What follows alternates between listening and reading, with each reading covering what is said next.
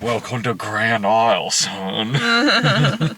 God. Name drop. If you're cruising the video store this weekend, you might see the the new Nicolas Cage movie, which there appears to be a new one every month. This is the second Nicolas Cage movie in the span of 30 days that we've seen that opens with opening credits in the foggy forest, and it's all taking place in a house secluded in the forest. Yeah, and a really big house too. And and a very big house. I wonder if Cage just kind of stayed there and they just swapped out film crews.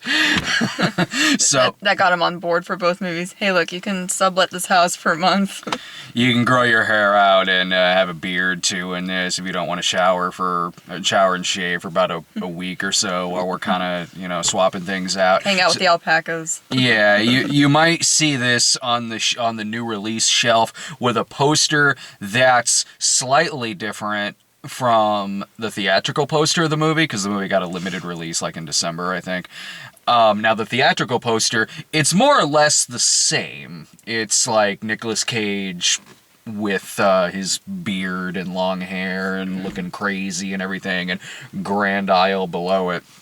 Now, the DVD cover is slightly different in that the DVD cover is that they just added little Kelsey Grammer there. You didn't show it to me. Over his shoulder. And I will say, though, that that's a good move in that I probably would have reviewed this movie anyway. I mean, it's a new Nicolas Cage movie that's out, but Nicolas Cage and Kelsey Grammer in the same movie on the poster with both of their names on there, that instantly jumped it up into top priority territory. You got not only one of my favorite actors in it, but two of my favorite actors in the same movie. I love Kelsey Grammer. Nicolas Cage and Kelsey Grammer, and you said to me, you go, Kelsey Grammer's probably not going to be in this movie very much. And I'm like, let me have this moment before the reality will dawn on me when I watch the movie. Well, I wanted it to be where they were in it as I didn't think they were going to be the main characters, but at least.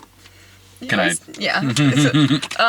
But like with the other movies that we've been watching that are direct-to-video, or close to direct-to-video, even though this had a very small theatrical release, like something that Warning shot where you're like, oh, it's a David Spade movie and a thriller, barely in it. And then there's also the Bruce Willis movies, the Seagal movies. I didn't think. Well, I had a sneaking suspicion that was going to be the case with Kelsey Grammer in this movie. Yeah, Nicolas Cage not so much, but Kelsey Grammer maybe. But he was actually in it throughout the movie. He wasn't Kelsey Grammer? Throughout it, not like David Spade, where David Spade was just in it in the last 15 minutes. I would argue they are in it. I would argue Spade was in that movie more. Really? Yeah, because Spade was in it a few times beforehand, but was heavily a part of the climax of that movie and the plot, really. Kelsey Grammer is 98% of the time shot in an interrogation room, and when the cops go to investigate the house, he's not there, and then he comes in at the end in this sort of shootout, wearing the same clothes he was wearing earlier.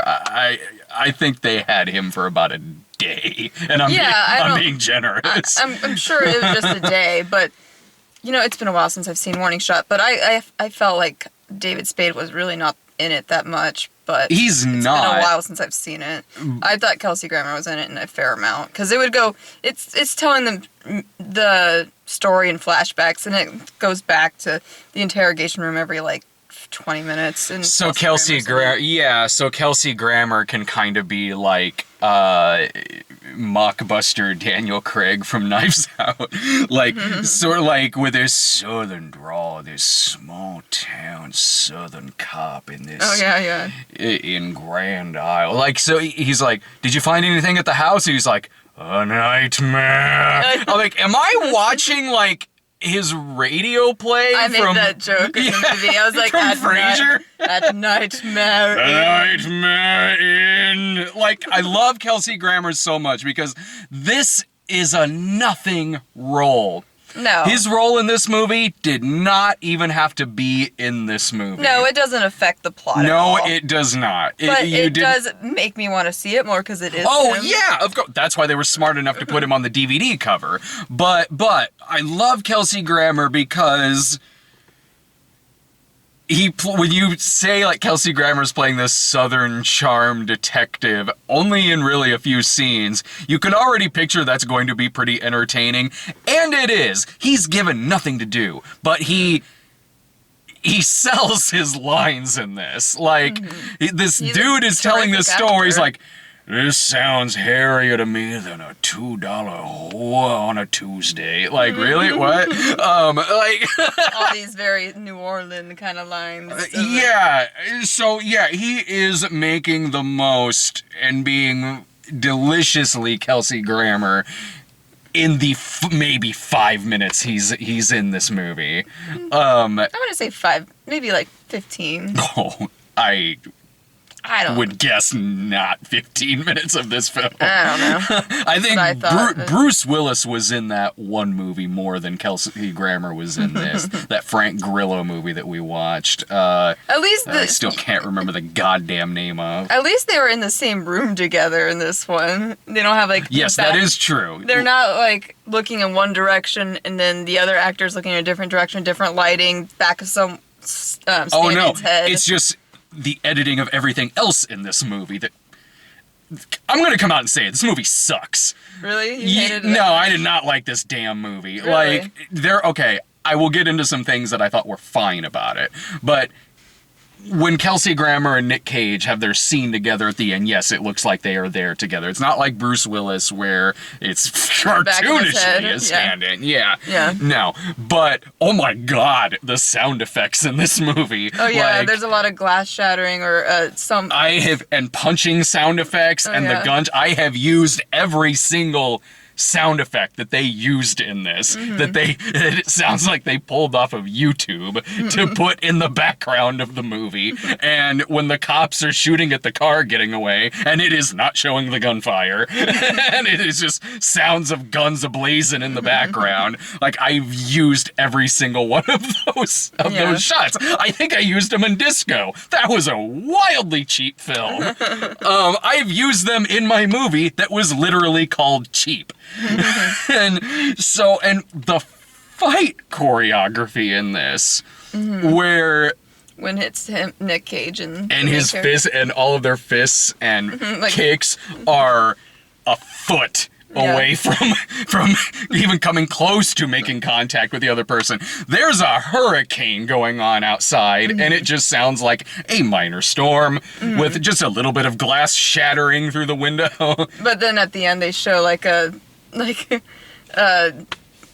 overshot of all the damage it's done. Like there's houses that are gone. When I think it's using like stock footage. There's houses that it looked like a Category 5 hurricane. Oh good, my vacuum cleaner's here. So this movie is several Nick Cage movies in the most random of senses. He shows up in this house looking not unlike Cameron Poe from Con Air. Yeah, I was thinking that. With greasy long hair. Yeah, even with the southern thing. And then at the end, when he shows back up, he's dressed as Cameron Poe from the beginning of Con Air, when he's clean-shaven and in a military outfit. I've never seen Con Air, but I've just seen the gif of him. You are in for a Christmas treat, and Con Air is great. I've just seen the gif of him, like, with the wind blowing in his hair. That was in the trailer, too, yeah. So, it's that, and with all of this going on when a hurricane is happening, that happened in Snake Eyes. When the whole mystery inside of the boxing arena is happening when there's a hurricane outside, and like in the climax, an ambulance randomly crashes through the gun. That was done way better in that movie. Maybe they wrote it for specifically Nick Cage, because maybe when you look up the guy, I think Ivor Williams. Oh, the guy who directed it is mainly a cameraman. He's done a lot of camera work on a lot of Eastwood movies. So he works as a camera operator on a lot of different movies. So, but the plot is that this young guy who's married, has a kid. He shows up at the house in the middle of nowhere to Nick Cage and his wife, Katie Strickland. And he's just there to fix a fence because at the beginning Nick Cage shot a robber. And this is one of those movies where the only reason anything happens is because it's about the dumbest freaking people. Yeah, the main character's really stupid. So this idiot is there fixing Nicolas Cage's fence. Why would you do this when a hurricane is about to happen in like that is a good question. That same day? Let's get my... Thank you. Like, I'm going to take a car wash before I enter it into a mud derby. Well, it was like, in the beginning, he's like, if you can finish this in a day, I'll like double the price or something, and I'll pay you extra or something. And it's like, wouldn't he know? Well, I mean, it is in 1988. Maybe it's different. Maybe. Oh, no reason. It takes place in 1988, like The Turning that took place in 95. Unless maybe it's based off a story or something. I don't know. But, I don't think so. But maybe it was different. Maybe it was harder to detect when a hurricane would be coming in the 88. As if this movie would have cared. Yeah, I know. But I was just like, well, why would you be like, okay, I'm going to do some maintenance work. And why would I fix a fence when there's a hurricane? You can use the hurricane as an excuse as to why the fence is broke. Yeah. Now you have this handyman who... Yeah, so... Nicolas Cage is on the roof of the house with a sniper rifle, shooting at bottles next to this guy's head, and the guy's like, hey, cut it out!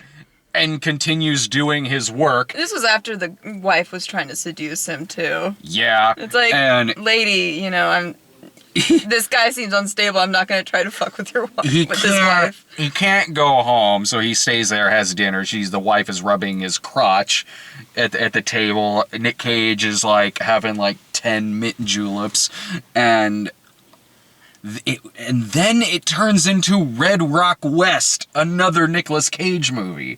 Red Rock, a really underrated Nicolas Cage movie. Never heard of that one. Red Rock. It's from 1993. Nicolas Cage plays a drifter who ends up in a small town, and he's mistaken for a hitman, and he's hired by, I think J.T. Walsh hires him to kill his wife. And then the actual hitman shows up, and it's Dennis Hopper. It's a really good movie. It's really underrated. This kind of goes that route, or like U-Turn, the Sean Penn, Oliver Stone movie, where this guy is in this situation with this husband and wife, and the husband and wife don't like each other, and the husband, Nicolas Cage, in this case Nicolas Cage, wants to pay this handyman $20,000 to poison and kill his... Right? Yeah, 10, 20,000. I don't know. To poison and kill his wife. And then... Not a lot of convincing goes into it either. No, this is like Cliff Notes Tennessee Williams. It's... Like, alright, I'll do it. As it goes along, it's this like game that he and his wife play. I'm gonna spoil the hell out of this movie. I don't care. Yeah, like, fine. So, again, things happening because of how stupid the main character is. Yeah. The main character, they have Nicolas Cage tied up,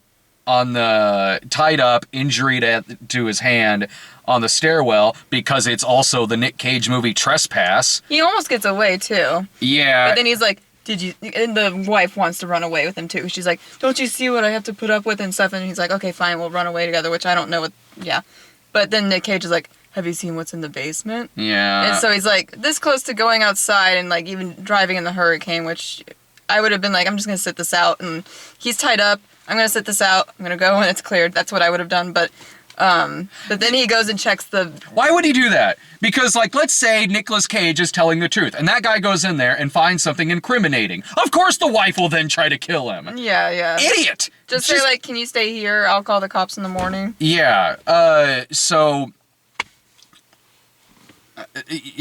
the whole thing has to do with Nicolas Cage and his wife running a racket in their basement because they've kidnapped teenagers to have them to reenact one of the plots from Pink Flamingos, where they're running like a birthing racket or something like that in their basement. I haven't seen that. I didn't know that's what it was about. It's part of what that movie's about. It's also a little bit like a Southern white version of Tyler Perry's A Fall from Grace. And Nicolas Cage, there's this whole stupid climax in the movie where Nicolas Cage, who has gotten away at this point, comes back to kidnap this guy's wife and kid, clean-shaven army outfit. There was like foreshadowing of that because it makes sense. Well, you said like I'm gonna come after you and your whole family like once. But he's a fugitive. But also, I'm like, why didn't this main character tell the police he said this? He's gonna come after my family, and they know that he got away. Yeah, I mean, you do finally get the scene with Kelsey Grammer and Nick Cage that you together. told me about. You're like, there's a standoff, and I was like, okay. But when I told you that, I was using quotes. I was like, it doesn't sound like it's really anything. You're just trying to sell me to see it. No, because I wasn't. No, because I was being really cheeky when I said that, and I was quoting one of the negative reviews of the movie.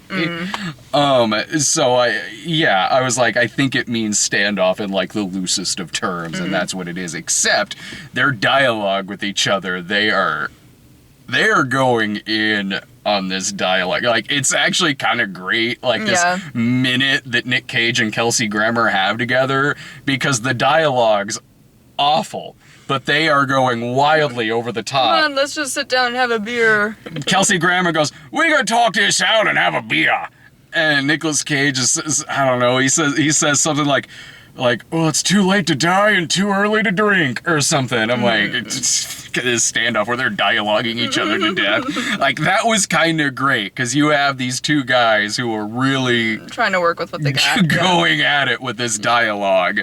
And that was where I thought this movie blew. And where they had the standoff? No, I liked that part. Oh. It was not well written, and it didn't make any damn sense. Yeah. But to see these two actors doing that, it was fun and also frustrating, because this whole movie should have been, you have Nick Cage and Kelsey Grammer in a movie, and this is what you're doing with them. Like, they only had him for like a day. I know, but it is a wasted opportunity that of all. What would you have done? I'm not saying that. What I'm saying is, I wish these two actors were in a better movie together. Oh, yeah. This is the first time these two actors have been in a movie together, and it's wasted on something like this. Oh, yeah. It's like... well, they're both kind of in their career right now, where they're kind of in these bad movies just Well, to I pay mean, the I'll bill. get to that in a second, but it is certainly a wasted opportunity, as fun as it is when they finally do get together at the end. I mean, it's better than how they did the Travolta, Michael Madsen stuff in Trading Paint. At least this looks like the two actors are actually there together.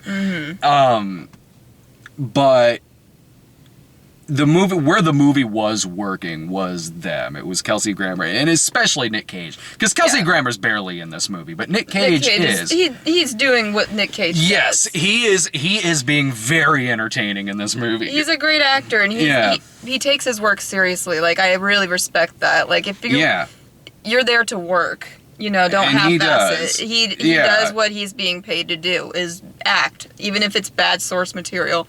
It's like, you are there, you're being paid, he's acting, that's his job. Yeah. That's when, like, movies with Bruce Willis kind of piss me off. I'm like, dude, you're being paid. At least, it's a shitty movie, but, Yeah, I know what you mean. Yeah, I like Bruce Willis. I love Bruce Willis, but when actors do that, it pisses me off. Bruce sometimes. Willis, you can tell when he's sleepwalking. Nicolas Cage, a couple of times I've Left Behind. He wanted to be anywhere else but in Left Behind. That movie sounds worse, though, from what I've heard. This was way easier to sit through, because Cage in this movie, he's very entertaining, and he's the villain in the movie. And so you have Nick Cage as this bad guy asking the main character, when was the last time he got his cock sucked. Yeah, and he'll do, like, chuckling every now and then. Oh, yeah. He'll like... yeah, he'll be like, check out my wife sitting over there. Like, so he'll do things like that. Like, try calling me a jarhead and see what happens. I'm just kidding. I'm just fucking with you. I'm just fucking with you. Like, so, yeah, Nicolas Cage is really selling this. He is. He's doing a fantastic job. Where it's hard for me to recommend this as a fun sit is the main dude in the movie. Yeah, the main dude.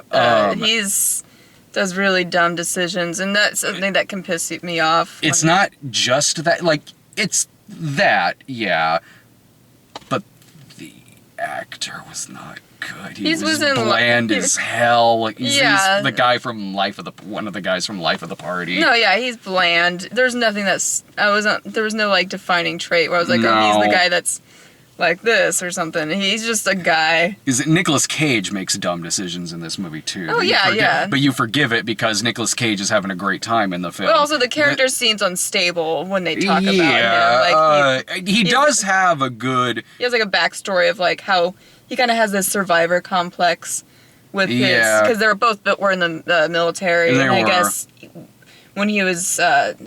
He was in Vietnam. Yeah, okay, I wasn't sure which war he was in. But, Nick Cage was in Vietnam. Yeah, he was like...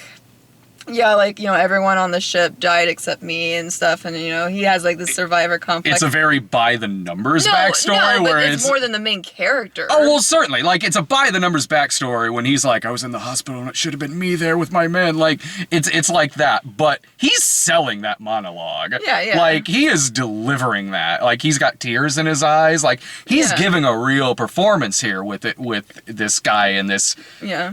Pretty cliched backstory, but Nick Cage is going for it. The main character, the guy who we're stuck with is the lead, is the opposite of what Nicolas Cage is doing in this movie. Like, he makes you constantly root for the villains of this movie because the main character gives nothing, and it was frustrating. If it was someone who was even half up there with Nick Cage or if it was like Kelsey Grammer, then fine. I'm trying to think of like a young actor that's just as eccentric. I would have loved it if it was Shia LaBeouf. I was just thinking, I was like, as soon as he said that, I was like, that was exactly what I was thinking. Or Will Poulter or if they had someone like that, I could look past so much in this movie. I really could. Past the writing and the character. Yeah. Because you would have a better actor. Because, I mean, the Kelsey Grammer and Nick Cage are stuck with the same kind of like boring dialogue or stupid dialogue, not really interesting character, but they use their acting abilities to make it interesting. Yeah. And, I mean, this guy, he's just, This kind of felt to me sort of like I was sitting through that, which I actually think I kind of like that movie better than this, that Poison Rose movie that I watched with John Travolta. Was that one I watched with you? You saw part of it with me. I think you were in the review for it. It's the one that's also Southern and like a mystery, and he's a private detective in it and has a Southern accent. Plots are different, but there's just something about it where it's like, I think this is the same universe. Okay. It was also like a period piece for no reason. Well, maybe that one had a little more of I take that back. That one had more of a reason to be set in the 70s than this does in 88. I think I might have liked that movie a bit better than this, but there was something about him that felt like, I just feel like this is the same universe. This is a tough one because I'm like, Nicolas Cage is fun. But but if that's what you're looking for, Color Out of Space I thought was excellent. Yeah, at least that was an interesting story. Even though you liked it more than I did, that had an interesting story. It's a way better film than this. It's way better characters and Yeah. I feel like it's tough because it's just like, Cage is very entertaining in this movie, certainly, and he sells this role that he's playing. There's just so many others that do what this movie does and way better, even other movies that have Nicolas Cage in it. So what I'm kind of left with is, that's why I'm like, this movie really kind of sucks. It ended, I'm like, this is a waste of my time. This is a waste of these actors' time. Mm-hmm. It's a waste of a couple of good performances in the film. Well, out of all the direct-to-DVD movies that we've had to sit through, this isn't one of the worst ones. I thought Warning Shot was worse. Yeah. Warning Shot had... I mean, David Spade, yeah, he's fine. Like, it was cool to see him like that in, like, a thriller role, but he's... With Nicolas Cage, he's in the whole movie, throughout the whole thing. He is. And... Warning Shot, the main character, they were gross and annoying, and the dialogue was like, I think we said it was like they were trying to be like Breakfast Club or something, where it's like just dialogue or something. Yeah. But and then what were the Trading Paint? Trading Paint was way worse. Than this. I mean, even though John Travolta was still fine in it, it wasn't. It wasn't like. Oh, watch it because John Travolta's great in it. Like, nah, I still wouldn't say, like, check it out.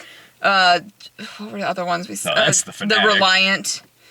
I did not like The Reliant. The Reliance. That's the one, the Bruce Willis one. No. The Reliance, the Kevin Sorbo one. Oh, okay. But it does start with an R. Reprisal. Reprisal. Reprisals. That's what I'm thinking of. Okay. Yeah, Reprisal was worse than this. Yeah. This I thought was pretty bad. Compared to the other ones, this was not the worst one. No, this movie's not going to be on my bottom 10, but there's just... I was more entertained by this one than Reprisal, than Warning Shot, than Trading Paint. Out of all of them, this one's the... No, I wouldn't... Out of the Trading Paint, Reprisal, Warning Shot. And this one's the better one out of the 4. I totally agree with you.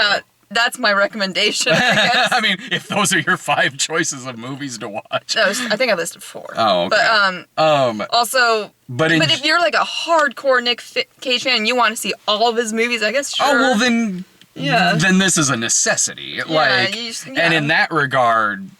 If we're talking, because I do love where Nicolas Cage's career is at. I do, because you get, we were talking about this beforehand, where it's like you get kind of 2 kinds of Nicolas Cage movies right now. Yeah, I'm glad he's finally getting those more eccentric roles. Yeah, you get, he's doing really cool stuff like Color Out of Space, Mandy, Mom and Dad.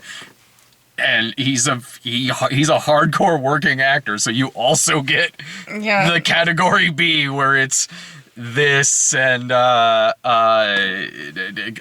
couple others. I can't remember off the top of my head, but the more direct-to-DVD type action kind of fare. He gets like a movie out every 2 months, it seems. He has, I think, like 4 movies out every 2 months. Yeah. He had a couple out last month. One of them had Lawrence Fishburne in it.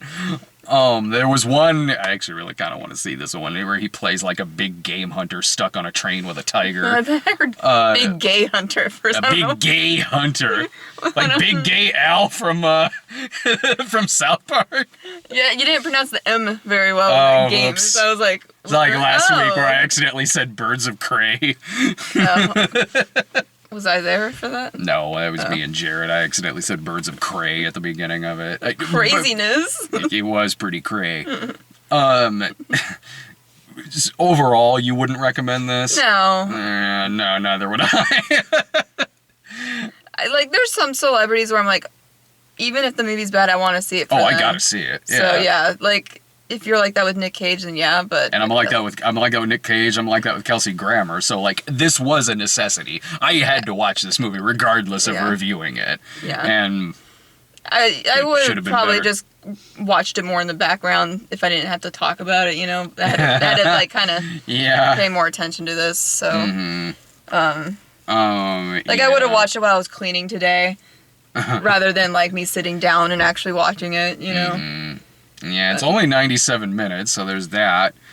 Yeah. But you probably need your food, don't you? Oh, yeah, I just ordered some food, and I told them I'd pick it up in 20 minutes, so...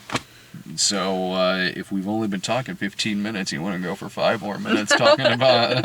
I think I'm good. More Nicolas Cage movies. So that's Grand Isle.